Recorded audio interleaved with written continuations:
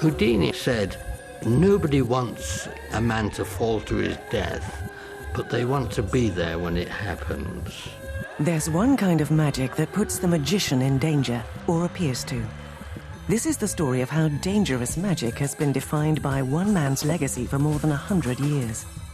Whilst he certainly didn't invent the genre, he's overshadowed every performer who's followed him. Harry Houdini pretty well dominated the magic of his day and has thus become a legend, someone that young magicians like to emulate. Sometimes people kindly compare me to Houdini, and I take it as a huge compliment. Even the most extreme magicians creating new stunts today have been inspired by one of the greatest showmen the world has ever known, Harry Houdini.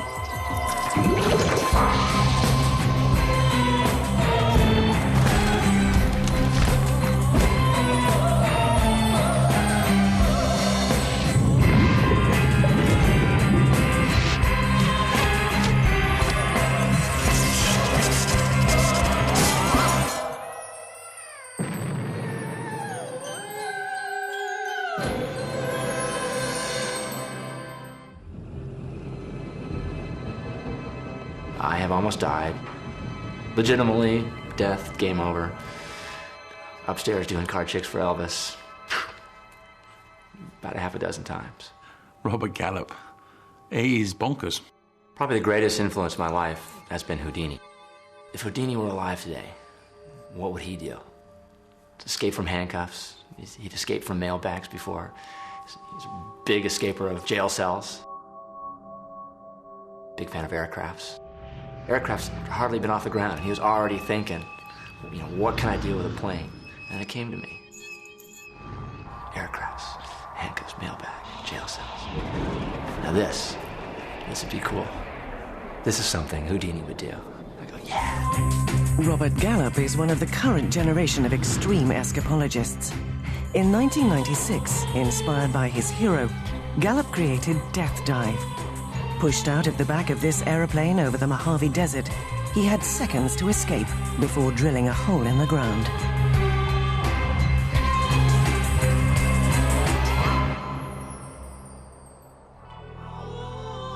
The challenge of the Death Dive, it's not a trick, it's not an illusion. It's just kind of a well-calculated escape challenge. And there's risk, there's legitimate risk. I had to escape from the handcuffs and the leg manacles. I was bagged inside of a mail bag. The mail bag was looped with chains and padlocked. The mail bag itself was chained and suspended in the center of an 8-foot square jail cell, and my parachute was attached to the outside of the jail cell. While throwing myself out of a plane at 18,000 feet, I had about 45 seconds to escape from the chains, the locks, the shackles, escape from the mail bag, climb out of the mail bag, climb over to the jail cell door, pick the lock on the front of the jail cell door, open the door, climb out, grab my parachute, attach my parachute, get away from the jail cell, hopefully with enough altitude to still deploy my parachute and land safely. 9 months it took me until we could actually pull it off. 9 months leading up to 45 seconds. Probably the dangerous, most harrowing, certainly the most harrowing 45 seconds of my life. And I was just amped to do it, and pretty stoked when we pulled it off.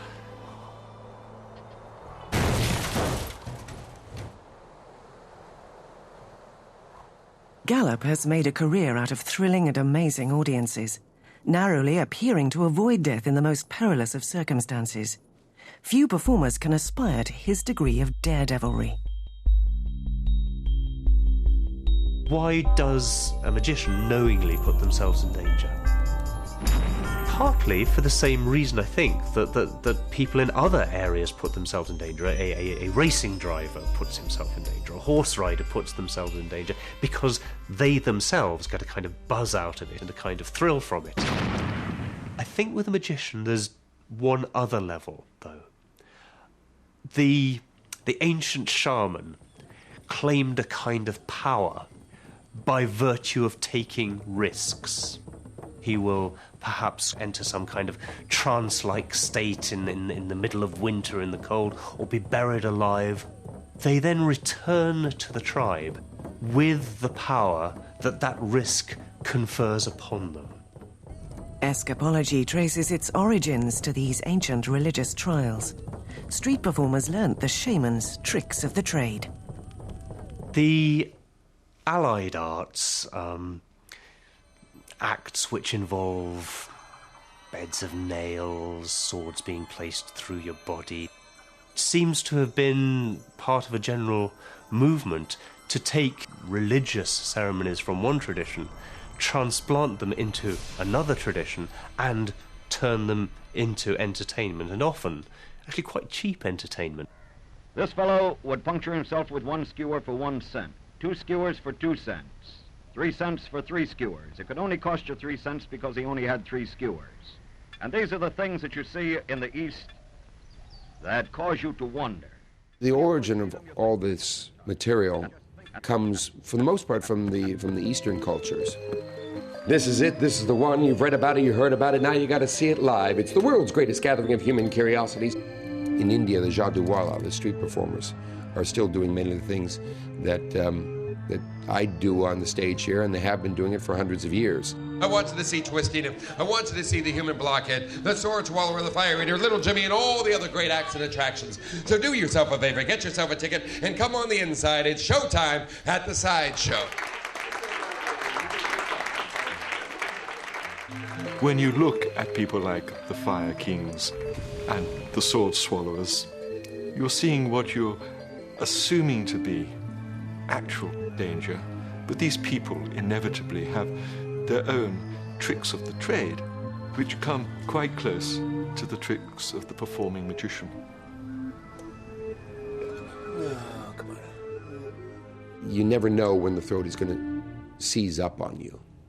And when that happens, you have to be very careful to not panic, because if you do and you rip it out, you're going to be ripping up your esophagus.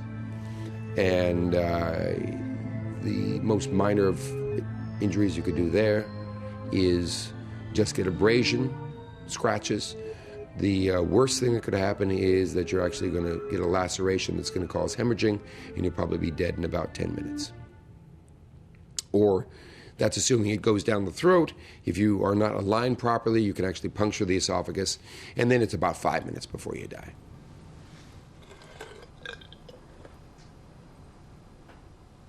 Hammering a nail into your nose, or laying on a bed of nails, or eating fire, or swallowing a sword, all of it is based on technique. There's nothing paranormal about this.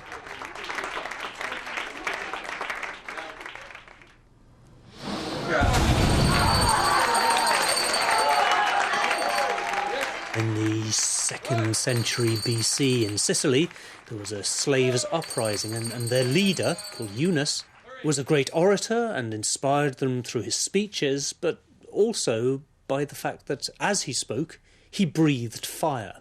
You go back to the medieval fairgrounds and marketplaces, you would see a magician, and that is also where you would see the juggler and the wire walker and the strong man and the fire eater. And that was a tradition that carried right through to the end of the 19th, beginning of the 20th century, where you had a series of sideshow attractions. The question that arises in your minds, is that man or is it woman? The sword swallower, the bearded lady, the fat lady, the thin lady, and the magician. It was here that a young magician called Harry Houdini learned the skills that would make him famous worldwide. Houdini was a great showman. I put him in the category of the 2 great showmen in United States history. P.T. Barnum is #1 and Houdini was #2. I mean, people sometimes fail to realize that he was probably one of the greatest entertainers of all time. He was more famous in his time than any entertainer in our time today. No matter who you are, no matter what you do, everyone always refers to Houdini. No matter how great your stunt, people always say, like Houdini. But he wasn't the only guy at that time doing escapes. He might have said he was, and he might have gone out of his way to destroy anybody else who was doing it. But there were other escape artists at the time. With uncharacteristic modesty, he even alluded himself to a performer called Latude in France, going back, I think, to 1700, who had escaped from handcuffs. And then going through the 19th century, you'd had people like the Davenport brothers, who had presented what in a sense was escapology, but disguised as mock spiritualism. The Davenport brothers were touring during the craze for spiritualism, a religious movement that believed that mediums could communicate with the spirits of the dead. They would be tied up with ropes and secured to the inside of a cabinet, and then when the door was closed, strange manifestations would be heard and objects would fly out of the top. The brothers' act implied that it was the spirits who were throwing objects around. Well, young Harry wasn't convinced of that, nor was Theo, his brother. And they decided that the spiritualists had just simply freed themselves. So that was the genesis of the act, although Harry presented it honestly, not as a result of spiritual activity or spirit activity, but as a trick and a demonstration of skill as well. He'd begun in a small-time way as a magician. At one time, he called himself the king of cards. He was just performing simple card manipulations along the Dime Museum parade. But then he hit the idea, wouldn't it be great to escape from handcuffs? We're talking now the late 1800s. He was performing at the bottom of the bill somewhere in the worst slot, and an impresario called Martin Beck came along. Martin Beck was the chief booker for the Orpheum Circuit, one of the big vaudeville chains in America. And from that moment, Houdini moved from the small time to the big time. He sensed that here was somebody who could really catch the imagination. The next step was to come to London, in those days the entertainment capital of the world. So the first thing he did, he went to Scotland Yard. The police said, oh, no, you'll never get out of our handcuffs. But he knew actually that Scotland Yard handcuffs were among the easiest to get out of. And he did. The very next week he opened top of the bill at the Alhambra Music Hall in Leicester Square. When he sensed that audiences were growing tired of handcuff escapes on stage, Houdini added a dangerous new twist to the act. He would perform it underwater. He would announce this. He would have people in the papers. He would have people walking through the streets with placards saying, "Come see Houdini, death-defying escape." And he would jump off the bridge into the river and escape. Houdini never described the experience of an underwater escape, but we can get an idea from those who've since been inspired by the master to take the plunge. Diving into a river or a lake handcuffed is always a very scary experience.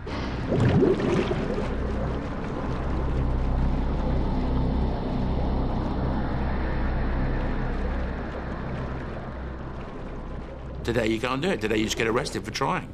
It's causing a breach of the peace, or you're, I don't know, disturbing the fish, I don't know. It's very dark. Sometimes I go down as far as 20 feet underwater, and I'm doing everything by feel. Can't see my hand in front of my face. I'm usually being pushed various ways by the current. But the one thing that I am aware of most of all is the cold. There are many variables one cannot control in something like this. You're really at the mercy of the elements. You could be the greatest lock picker in the world, but when you stand up on front of that parapet in the Hudson River, there's a lot of things that can go wrong. You don't want to die before your show. That's bad form. And Harry, he certainly didn't take any big chances. But the fact that you're going to jump off a bridge, manacled, and go beneath the surface of the water, you don't know what you're going to hit down there. You don't know what's going to happen. Houdini knew exactly what he was doing. When he was thrown in a box, he knew exactly where were the doctored bolts that his man had put in the night before, that he could just push out, and then he'd come up to the top. It was doctored, but it was nonetheless magic, because magic is about what you see. One of the things that Houdini did that hadn't been done before was to bring the audience onto the stage and kind of present himself as a trust me, I'm honest trickster.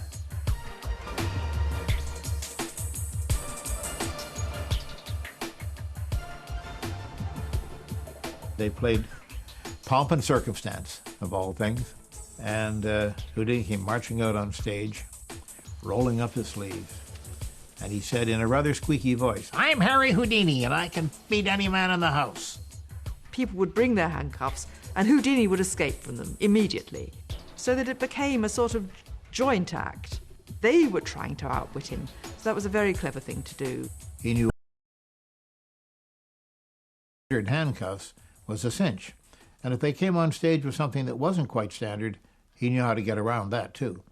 One of the common stories about Houdini was that his wife would give him a kiss before he went to try the challenge, and she would have a lockpick in her mouth where the kiss would transfer to him the key that would open it. This is an actual lockpick used by Houdini in Germany. If I were to try to pass this thing to my wife in my mouth, I think it would, I don't know if we could do it. If I can't get it in my mouth unless I shove it down my throat.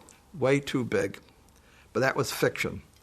But one of the most interesting lockpicks that Houdini ever made, and he made this himself, there was a lock that had a key like this. Now watch as I unscrew this, and you see this comes apart completely. I can take it out. I can rearrange these in different positions to copy any combination of the lock. Now you'll say, gee, that gives you about 1,000 combinations or more. However, you say, how do you pick the right one? How do you know which one to do? Houdini had some dental putty. As they handle the lock and check something, they would get an impression of the particular key they're trying to duplicate. A piece of wire, you could use a bobby pin from your hair, the innards of a ballpoint pen, anything that you can construct to go inside of the lock and essentially do the work of the key. That is what a lockpick is. And there really isn't any definite way of picking locks. Picking a lock is mostly trial and error. The fact that you're using real handcuffs or you're using real chain and padlocks, things that people can relate to, that makes all the difference in the world. The mail sack or the handcuffs or the chains. You know, everybody's familiar with chain. Most people have held it. They know its strength. And when you use those in your show, it adds a believability to what you're doing. Houdini said that anybody could do it with the proper training and skill.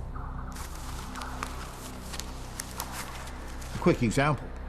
If someone were to come on stage with 6 feet of rope, you might be terrified of that. But you just can't take 100 feet of rope and tie anybody with it. There's too much rope. If you cut the 100 feet of rope into pieces, you could. But people don't realize that. Houdini's real name was Eric Weiss, and he acquired the name Harry Houdini in 2 ways. First of all, he'd always idolized the great French magician Robert Houdin, so he took Houdin and added the I, and that's how he got Houdini. The Harry, well, that was a shortened version of Eric, Eri or Ari, as it became. Houdini was born on the 24th of March, 1874, in Budapest.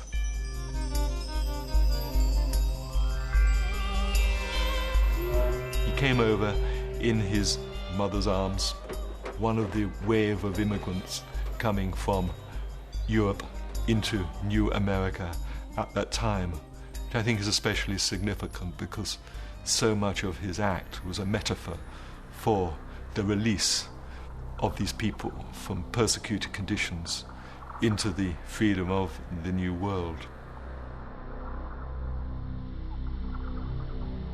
Here is a small-statured guy with a squeaky voice of a minority. He was a Jew, and he was coming out against the whole world. He represented them to a certain extent. Here's somebody who can make it. If he can make it, I can make it. He represented hope to loved ones who had lost their fathers and sons during the needless slaughter of the First World War. He represented hope to racial groups emerging from the thrall of slavery. He represented hope to the world in a way that possibly no other entertainer has since. It was utterly an acting out of his innermost desires. That was what he wanted to do, to break out of of the poverty and the restriction of his life. I think it's this nakedness of acting out that is so compelling. I think the audience can identify with it in a way that is impossible if what you're just seeing is somebody doing tricks.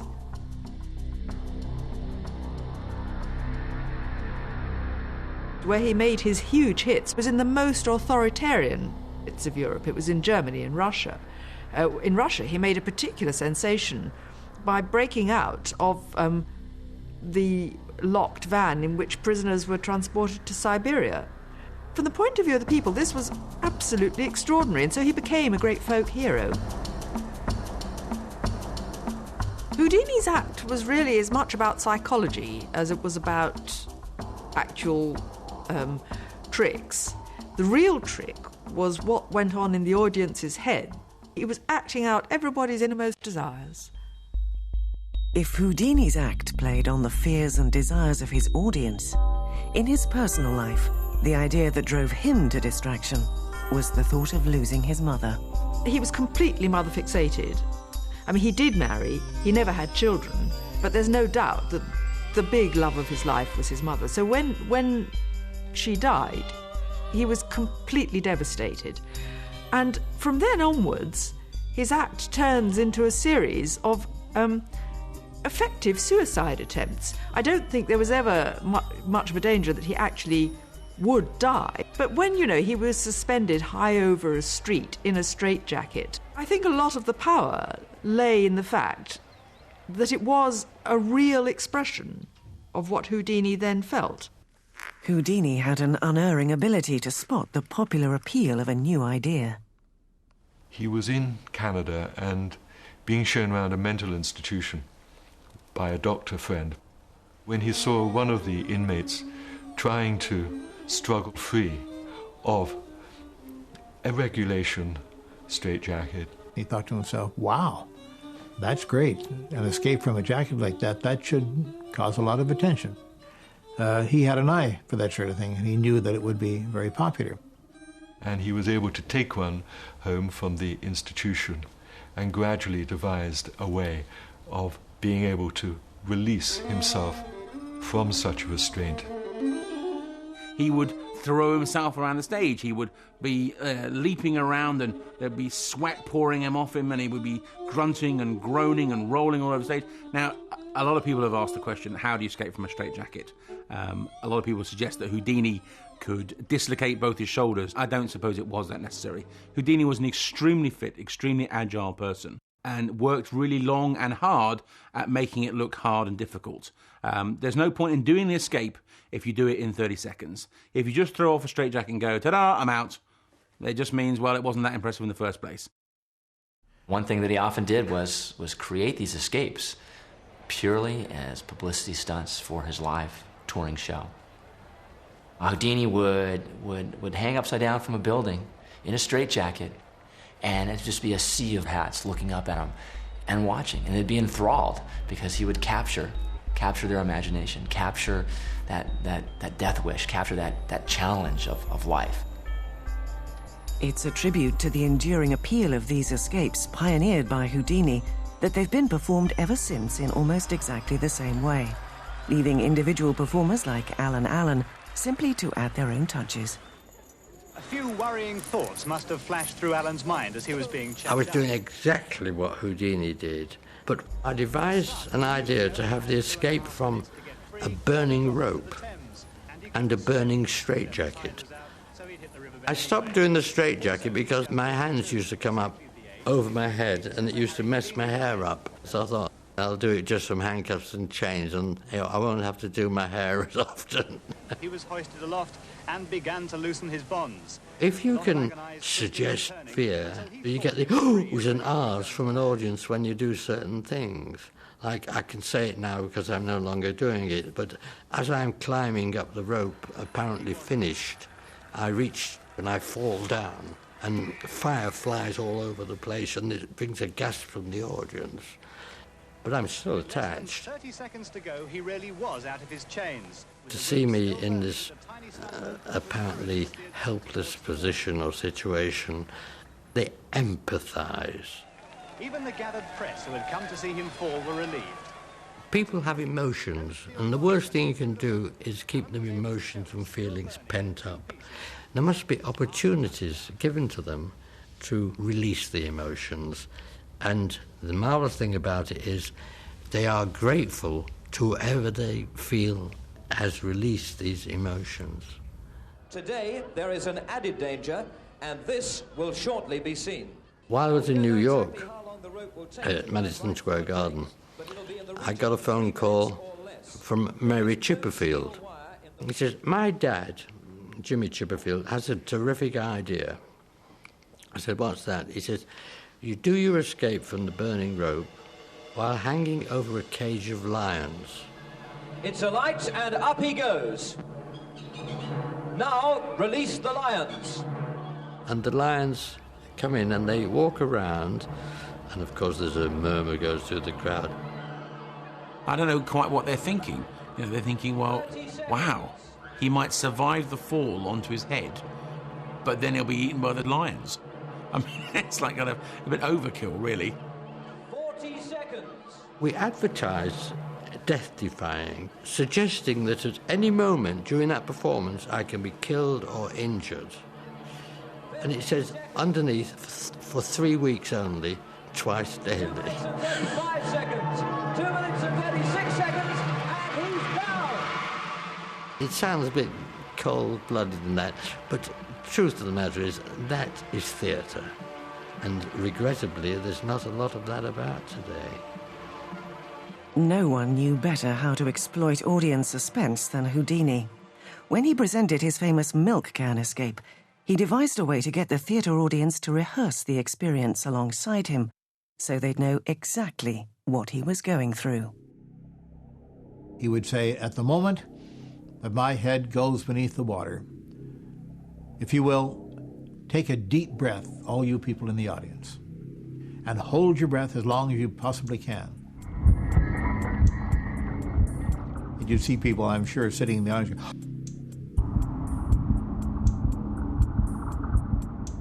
And he stayed underwater for 1.5 minutes.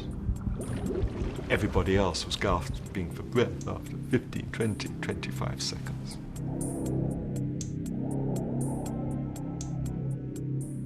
So they'd had the rehearsal, and now they were going to do it for real. And everybody joined in. All right, let's do it.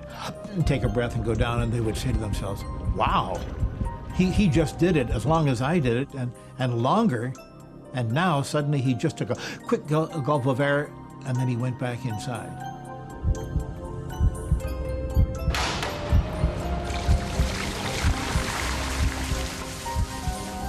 The lid went on, the 6 locks were secured, the canvas cabinet was put around the churn.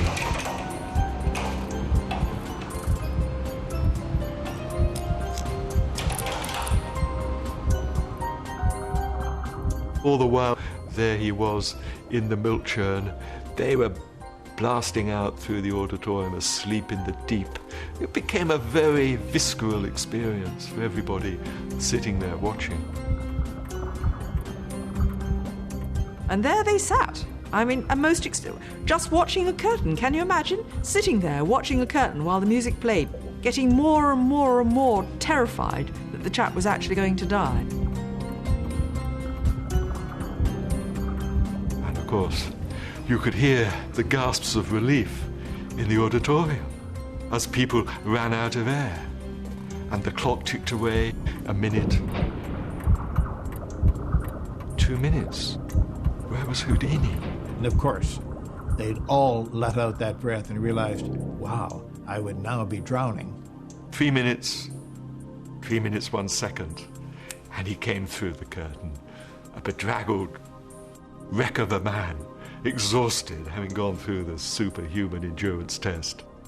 What had happened was he'd got out immediately and he'd sat behind the curtain, waiting while the time passed and the people sweated. We do hear the story that behind the screen, that he would be actually reading a newspaper and they'd tell him, don't make too much noise turning the pages of the newspaper. I can't quite imagine Harry Houdini reading a newspaper while sitting on top of the milk can. Knowing as much as I do about his character, I think he was probably thinking, how good am I going to look when I walk through that curtain? Unless the newspaper had an article about him, in which case he might be reading it very carefully. But this sort of act isn't as easy as Houdini made it look, as Robert Gallup once discovered when performing his own version of the milk can escape. Still to this day, my spin on Houdini's milk can escape scares the hell out of me. My hazardous drum escape is probably not the most spectacular escape I've ever done, but by far, I kid you not, by far the most dangerous I've ever done.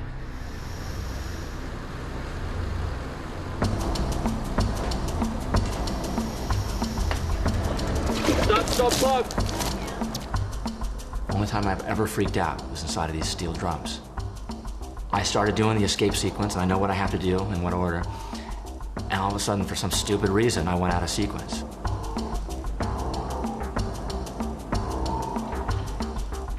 I mean, I had a problem with one of my handcuffs. I figured, okay, well, I'll skip that and go on to the next element that I have to get to. And then, of course, I couldn't do the next element because I hadn't done the previous one, except I wasn't figuring out why I hadn't done that one. And it didn't occur to me, well, it's because I didn't do the one before. And all of a sudden, these two walls just crammed in on me, and it was like a physical barrier, and it was panic. I only got one breath in my mouth, and I'm thinking I'm like out of air, and I am like minutes away, probably by that a minute and a half away from actually getting air. And I'm like freaking. And I just had to compose myself, bring it in, and say, okay, I know I can get out of here. And I calm myself down just enough where I can get through the sequence. And I was able to get out.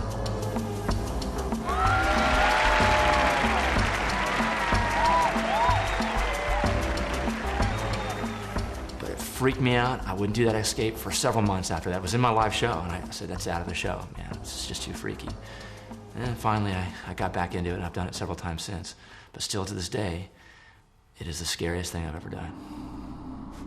Houdini's escapes were usually meticulously planned, but on one occasion, he too had a very close shave with death.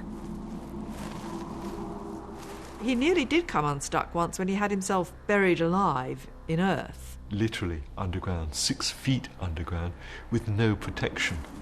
Literally with the soil in immediate contact with him. Houdini tried it at one time and he said he would never do it again. He didn't realize that the weight of the earth above him was so considerable that even with his strength, he couldn't push it away. He couldn't free himself.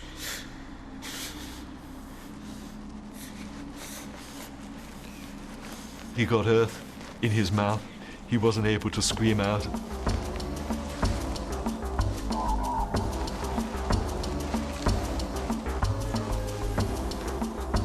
He just managed to get to the surface in time. He got scared to death doing it.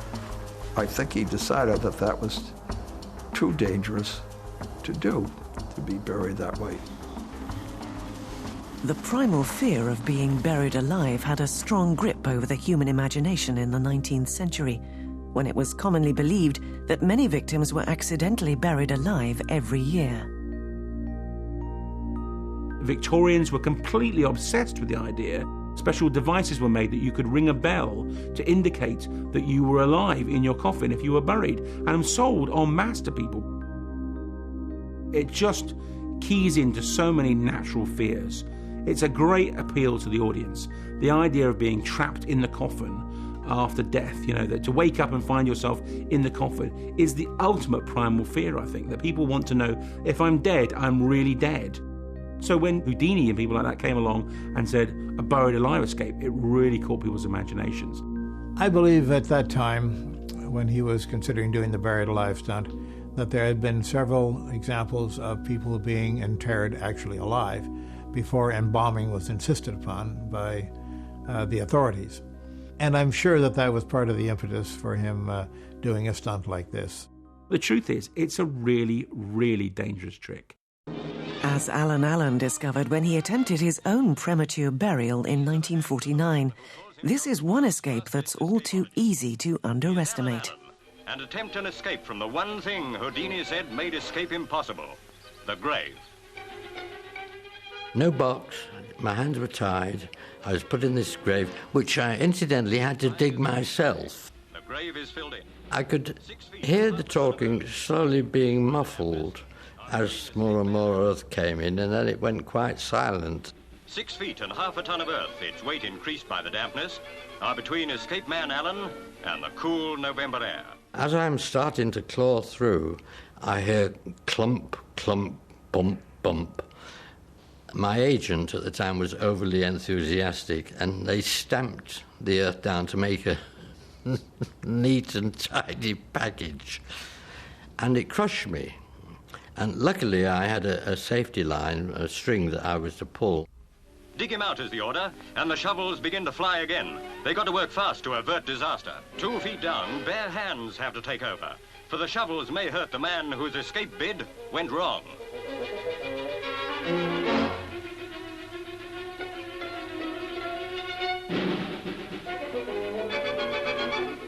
"38 minutes after setting out on what he promised would be the world's greatest escape, Alan Allen is free, alive and sound.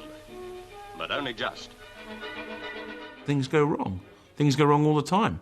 There's almost that sort of sense of, to make it more exciting for the audience, you have to endanger your life more and more.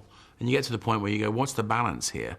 What's the balance between risking your life for entertainment's sake and making people have a good show? There was a gentleman who, not too many years ago, wanted to get a reputation like Houdini, and he did the buried alive effect. This fellow did it with wet cement. This unfortunate performer, the Amazing Joe, made a terrible miscalculation when he too tried to copy Houdini. Box caved in, we got him uncovered, I administered CPR to him until the paramedics arrived. Well, you don't get under a wet cement and with weighing a ton or so and try to get out. So he failed, he died. I never expected that, or I wouldn't have been here.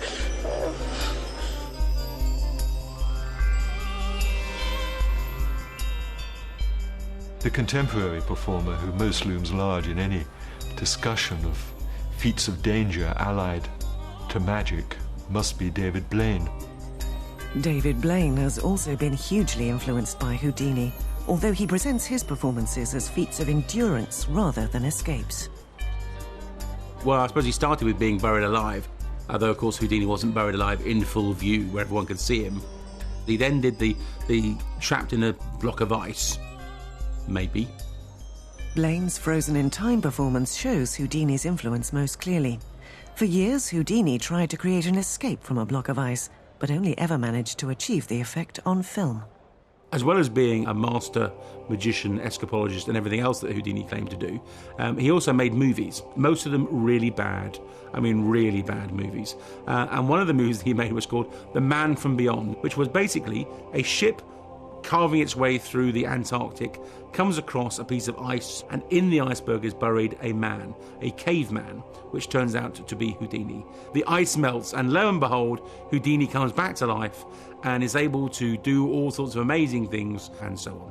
What is interesting is that David Blaine cites that as the reason that he wanted to recreate his Trapped in Ice escape, where he stands in New York in a block of ice. Now, of course, he wasn't actually in a block of ice, he wasn't sealed in a block of ice, because, of course, he would be dead. What they actually did was they created a box of ice, if you like. And the reason that Houdini couldn't do it was effectively they didn't have the capability of doing it. They didn't have the technology to do that kind of thing in those days. David Blaine did it, very impressive, and went on to do even more dangerous things.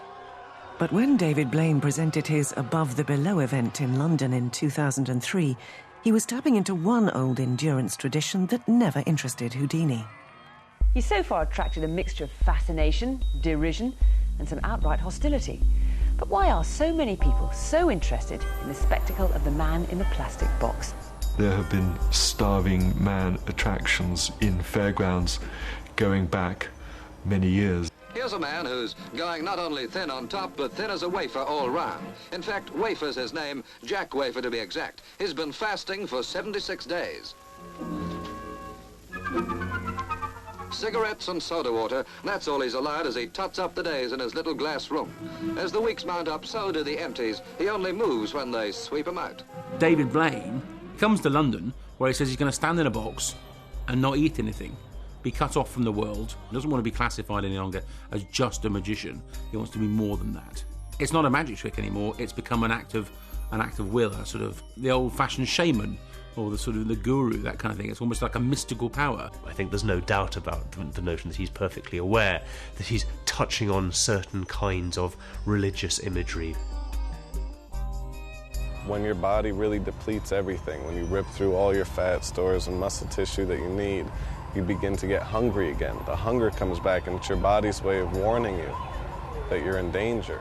People are fascinated by the limits of physical endurance. Human body. Just want to see how far that you can push it. I believe that he's doing what he says that he's doing. Hanging in the glass boxes is David Blaine, but there he is, Blaine on the crane. If you make yourself famous doing magic tricks, and then you go ahead and do something, and people don't understand how it's done, they're going to naturally assume it's a magic trick.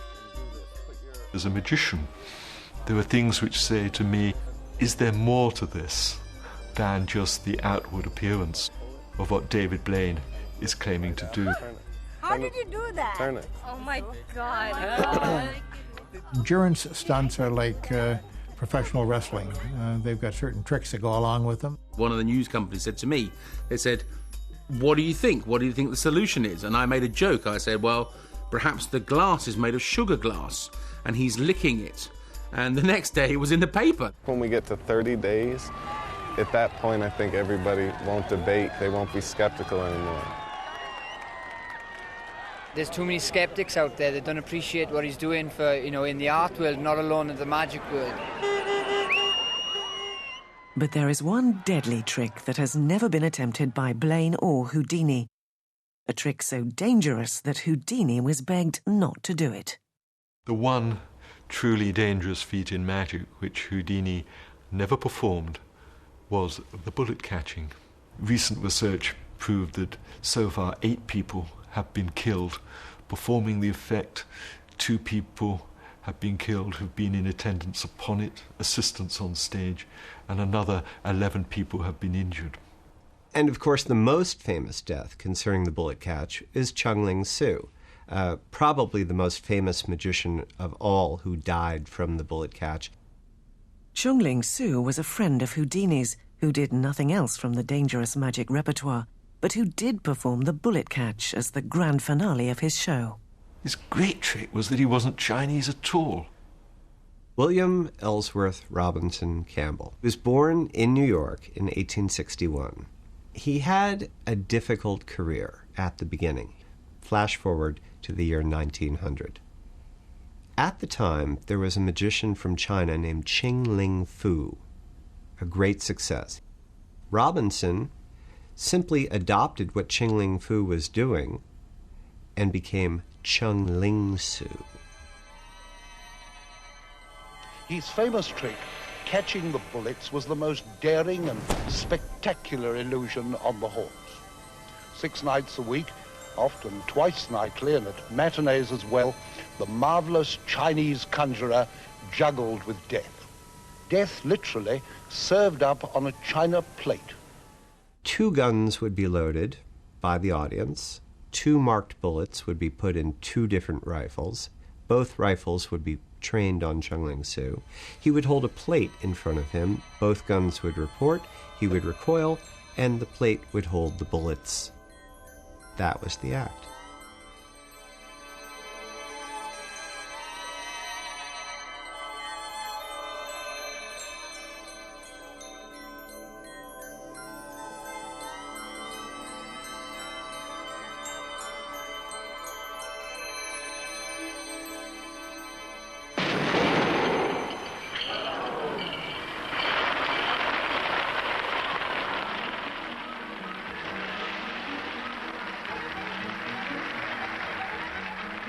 Chung Ling Soo looked after those 2 guns himself. He wouldn't let anybody else handle them. He kept them in his dressing room, he prepared them, and only released them on stage to his Japanese stage manager. And one of them had developed a fault where gunpowder had seeped in where it was not supposed to seep in. He was miserly with his secret. He thought he was acting with care. Actually, he was making a great mistake. on that tragic night, March the 23rd, in 1918 at the Wood Green Empire. He stood before the two marksmen.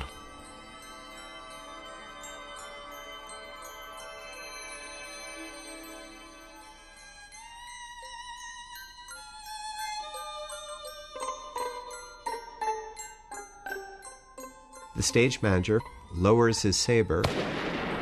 The gun's fired. Robinson staggers back. One of the bullets penetrated 2 ribs, a lung, and his heart.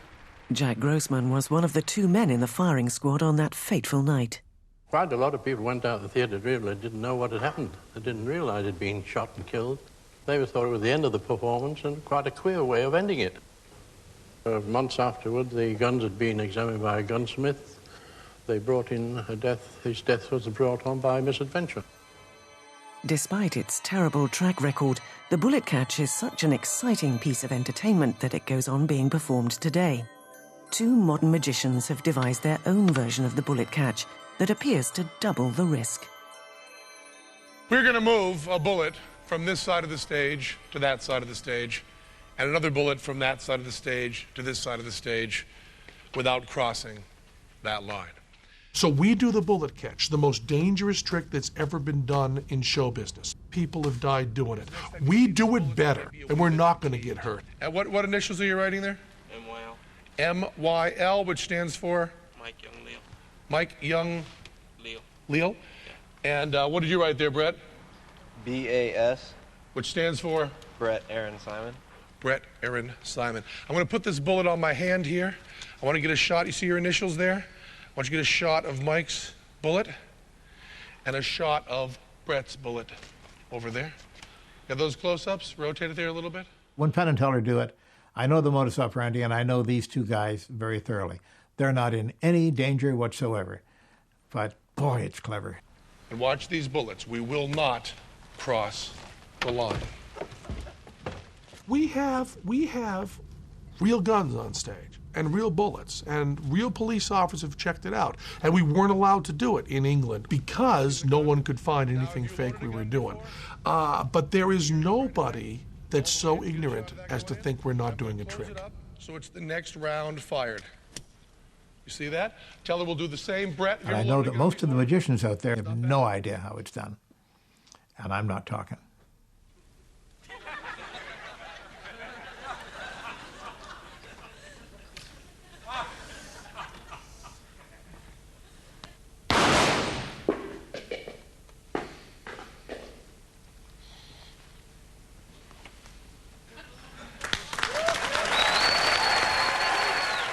When we do little jokes about stuff on our show being dangerous, it's always jokes. And the people who are selling real danger are people that I don't want as my friends. Sometimes, of course, they're giving us a great illusion which we can enjoy and partake in, but putting themselves in no danger. But sometimes magicians really do put themselves in danger. If one of us even breaks an arm on stage, part of the beauty of our show collapses. I have a show called Extreme Magic and Deadly Escapes, and it's exactly that. It's both magic and deadly escapes. Now the magic, it is what it is. It's illusion, it's sleight of hand, it's tricks, it's trapdoors, hidden mirrors, all that kind of stuff. It's magic. But I draw the line when I do the deadly escapes. And for me, they are legitimately death-defying escape challenges. We're not doing that big swing and dick thing of, I don't know if I'm going to live or I'm not going to live. Other people who did the bullet catch were doing that. That's your bullet? Yeah. Because if you're coming to our show because we might get hurt, fuck you. Go to NASCAR. Drop dead. We don't want you. You're a pig. In 1912, Houdini was tired of his milk can act being repeatedly copied, so he devised an even more spectacular and difficult water escape. This time he upped the ante by being suspended upside down by his ankles, which were padlocked in place. There have been numerous magicians who have written articles about it, all describing it well, all telling how it's done, and nobody had it right. Ladies and gentlemen, in introducing the water torture cell, I am willing to forfeit the sum of $1,000 Why are you actually risking your life? And legitimately risking your life? Well, you stupid? It's a calculated risk. It's not for everybody. Shouldn't be for everybody. Probably shouldn't be for me sometimes. But it is. And until I hurt myself or it's no longer fun, that's the path I'm going. We did a run-through. Took a little bit of a hit on the way down. Well, it's Friday the 13th. You kind of have to expect it. Hopefully it'll go a little better tonight. Robert Gallup has devised a brand new death-defying escape especially for this program. And after a final rehearsal, he'll perform it for the very first time. But this time, it's not Houdini who's his inspiration. Now I know what you're thinking. American magician in front of a glass box on the River Thames. Loser. No, I assure you. What I'm about to do won't take 44 days. It'll take just about 4 minutes.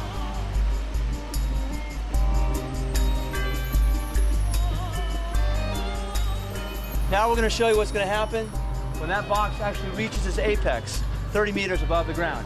That rope will become taut, and then, of course, triggering that trap. Let's give it a go, Mark. Show us what happens. Here we go.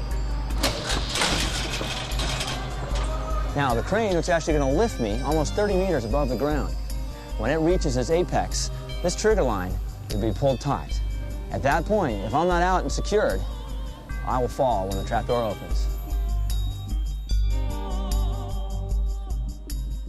All right, we're going to start with the Posey straitjacket. I'm going to be put into a straitjacket, not one, but 2 straitjackets. Then I will be placed inside of this glass box, locked inside of this glass box. Guideline, stand by. On the bottom of the glass box, there's a hair trigger tied to a rope, which will be anchored to an anchor block. Nice and straight. Looking good. Light torches! Light torches! Torches ready! Torches are lit! All right, go fire! Go fire! Light the spikes! At least it's a little warmer up here. There's going to be almost 100 flaming spikes directly beneath me. Remember, if I don't get out of both straitjackets in time and clip into safety, I will fall directly down onto these flaming spikes from 30 meters above. Stand by, escape! Standing by for escape. Crane up. Standing by. On your cue, Robert! 3, 2, 1! Go, escape, go! Raise the crane, go! Steady the line! Steady on both sides, please! Come on! 40 seconds! 40 seconds! Hurry up, Robert! Damn it! 1 minute! 1 minute! You need to hurry! All right, one more. 110!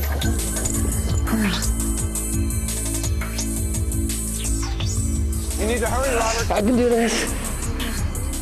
1 minute, 50 seconds. 15, 14, 13, 12, 11, 10, 9, 8, 7, 6, 5, 4, 3, 2, 1. Jesus. Oh, come on.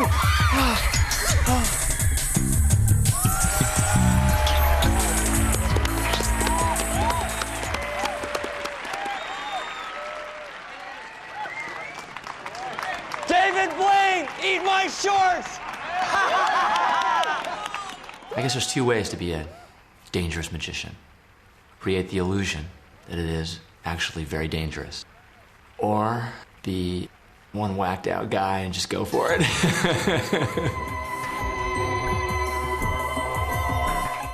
Coming next here on BBC Two, from the Grand Ole Opry, the Country Music Awards. And over on BBC Three, those charming ladies, Emily and Florence, go to the ballet in Little Britain.